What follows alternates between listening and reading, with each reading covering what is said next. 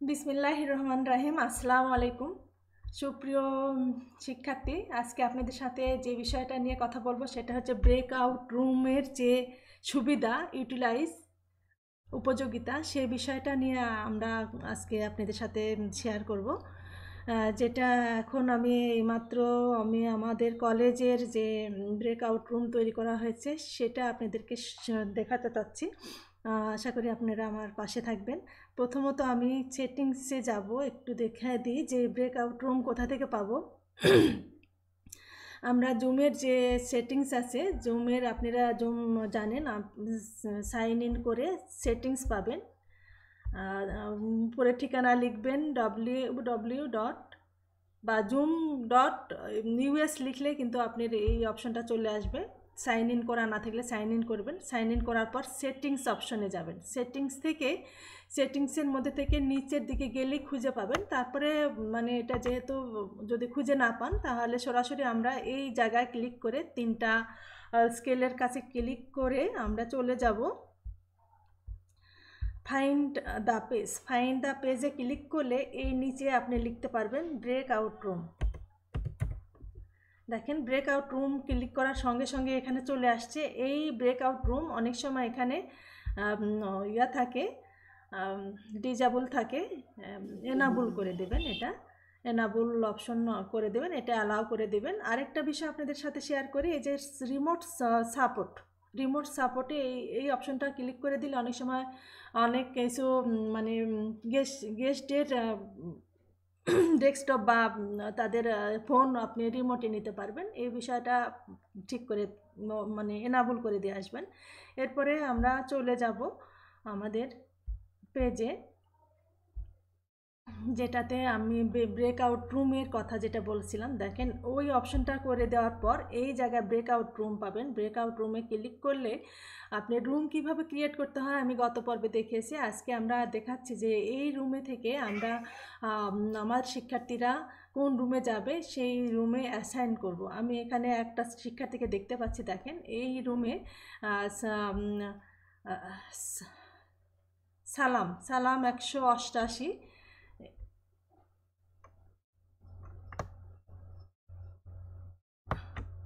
আচ্ছা, এই যে ইয়ার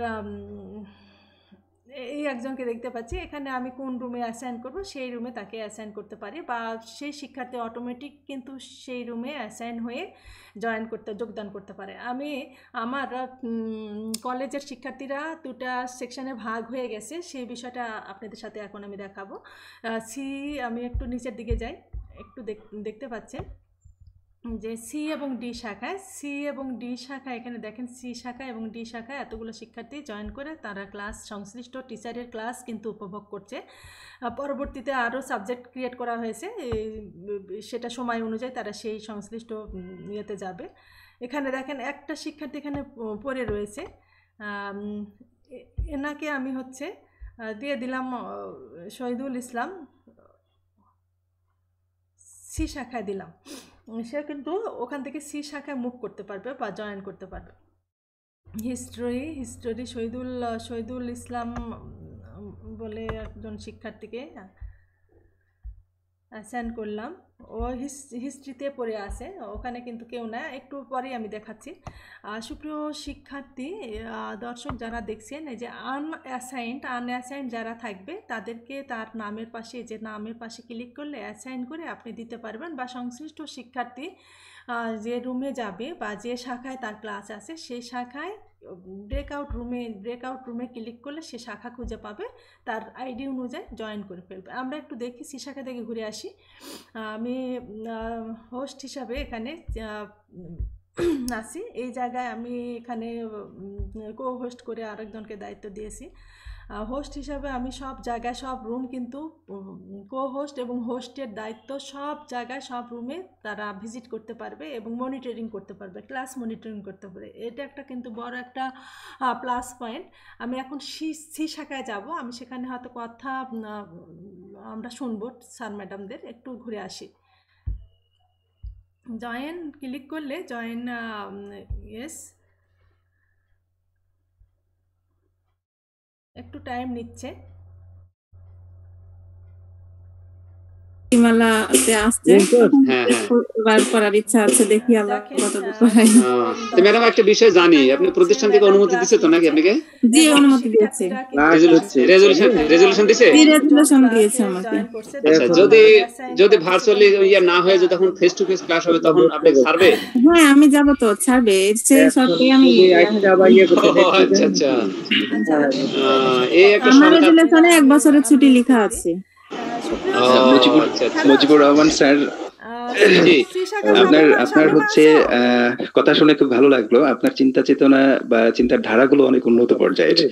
এই যে আপনি বিএড করছেন এই এজে এসে, মানে অনেকদিন হলো তাহলে চাকরি করা, আপনার তো চাকরির বয়স কত বছর হচ্ছে স্যার? স্যার আমার 9 এমপিও। 9 এমপিও, জি 8 জয়েন্ট 9 এমপিও। প্রিয় শিক্ষার্থী, এখানে আপনাদের ম্যাডাম নাই, শামিমা কি চলে গেছে? জি জি জি চলে গেছে। শামিমা আপা চলে গেছে। আচ্ছা, আপনারা নিজেদের মধ্যে কথা বলছেন তাই তো? জি ম্যাডাম, আচ্ছা ঠিক আছে, একটু কুশল বিনিময় করতেছি ম্যাডাম, কুশল বিনিময়। কন্টিনিউ করেন। জি জি জি হ্যাঁ স্যার, মুজিবুর রহমান স্যার যেটা বলছেন, জি তাহলে বেশ অনেক অভিজ্ঞতা আপনার থেকে, অনেক কিছু পাবো শেয়ার করতে। স্যার অনেক অভিজ্ঞতা এটা বলতে পারবো না, তবে শেয়ার করতে পারবো আর কি, যে যতটুকু আছে। আমরা ধরেন ইয়াং মানুষ, আপনাদের কাছ থেকে অনেক কিছু আমাদের শেখার আছে, আশা করছি সেটা পাবো। আপনি তো ইয়াং মানুষ স্যার। এক রুম থেকে আরেক রুমে ভিজিট করা ফলপ্রসূ হবে, তাই আইসিটি কোনোদিনই এখানে বিকল্প, মানে শিক্ষকের বিকল্প হতে পারে না, এটা শুধুমাত্র পরিপূরক হতে পারে। আমরা এটা ব্যবহার করব পাঠকে আকর্ষণীয়র জন্য, পাঠকে স্থায়ীকরণের জন্য, পাঠকে আনন্দ দেওয়ার জন্য। এখানে যে রিকোয়েস্ট পরে বলা হচ্ছে যে শিক্ষক ইন্টারনেট থেকে ডেস্কটপ আমি হ্যান্ডেলিং করতে পারবো। আমরা এখান থেকে বিষয়বস্তু সংশ্লিষ্ট তথ্য সংগ্রহ করে যাব লিভ রুমে ডিজিটাল কন্টেন্ট তৈরির মাধ্যমে পাঠকে কি করবে, ফর অল লিভ মিটিং আরো আকর্ষণীয় করবে। লিভ ব্রেকআউট রুমে ক্লিক করলাম।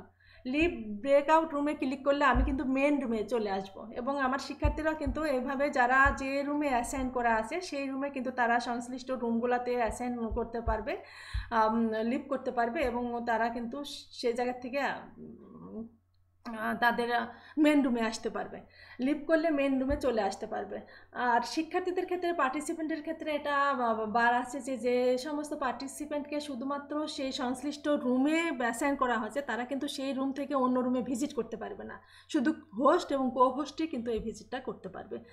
আর আমি আপনাদের সাথে সেদিন শেয়ার করেছিলাম যে ক্লোজ অল রুম করলে আবার সমস্ত রুমের শিক্ষার্থীরা এক রুমে মেন রুমে চলে আসবে, এবং এখান থেকে আপনি যদি প্রয়োজন অনুযায়ী আরও যদি ক্রিয়েট করতে চান, রুম ক্রিয়েট করতে চান, কিভাবে অ্যাডে ক্লিক করলে ক্রিয়েট করা যাবে, রিক্রিয়েট করা যাবে ম্যানুয়ালি, বা যে কোনো শিক্ষার্থী তার চুজ মতো, চয়েস মতো অন্য রুমে ঘুরতে পারবে। এটা আমি গত পর্বে দেখিয়েছিলাম।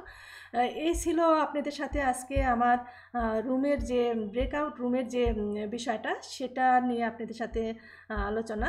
আশা করি আজকের এই ভিডিওর মাধ্যমে আপনারা আপনাদের যারা আমরা জুমের মাধ্যমে ক্লাস নিচ্ছি, সেই জুমের জুম ক্লাসের যে রুম ক্রিয়েট করার যে বিষয়টা, এটা কিন্তু আপনারা করতে পারবেন, এবং সেখানে কিন্তু হেফাজত কম হবে, এবং সংশ্লিষ্ট প্রতিষ্ঠানের মনিটরিং পর্যায়ে যারা থাকবেন তারা কিন্তু মনিটরিং করতে পারবে। এবং এটার যদি লিঙ্ক আপনি আমাদের উচ্চশিক্ষা অধিদপ্তর বা মিনিস্ট্রিতে আমরা দিই, তাহলে সেখান থেকেও কিন্তু দেখতে পারবে যে ওই সংশ্লিষ্ট বিদ্যালয় বা স্কুল কলেজের শিক্ষার্থীরা ক্লাসে, মানে এখানে কিন্তু ফাঁকি দেওয়ার টেন্ডেন্সিটা কম থাকবে। এই বলে আমি আমার আজকের টিউটোরিয়াল শেষ করছি। ভালো থাকবেন সবাই, দোয়া করবেন। আসসালামু আলাইকুম।